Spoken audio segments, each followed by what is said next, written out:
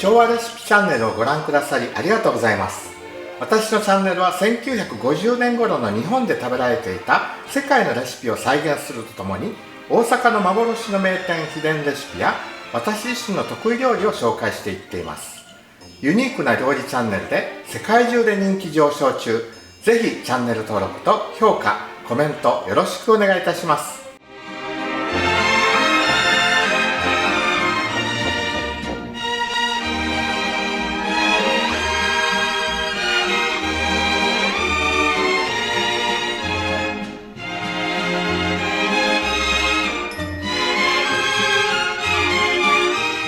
はい、今日はシュガーシロップ、デザートの基本ですね、作っていきたいと思います。まず出来上がったシュガーシロップを入れるための瓶を煮沸しておきたいと思います。で、シュガーシロップを作る水をまず沸騰させます。実際作る量よりちょっと多めの水入れます。沸騰したら水分が減ってしまいますので。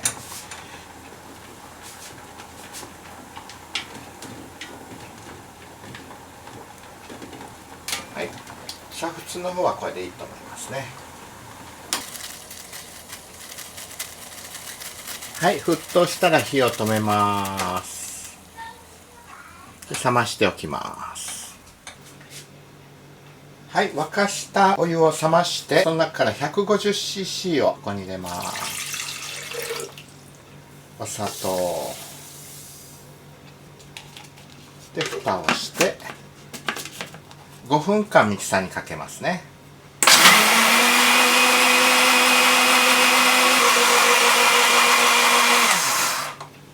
はい、これで小1時間置いときます。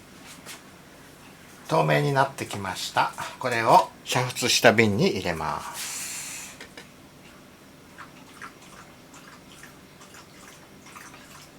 はい、シュガーシロップの完成です。シュガーシロップ、冷たい水にも溶けやすく、カクテルやコーヒー、ジュースなどに使用される甘味料です。長期保存しても砂糖の結晶が沈殿しないようアラビアガムが使われガムシロップと呼ばれていましたが、現在は製造技術が進んでガムの入っていないシュガーシロップが大半使われています。昭和レシピチャンネルの今後登場するデザートやドリンクに使っていきたいと思います。ということで今日は短いですけども、ノスベモス、チャオチャオ。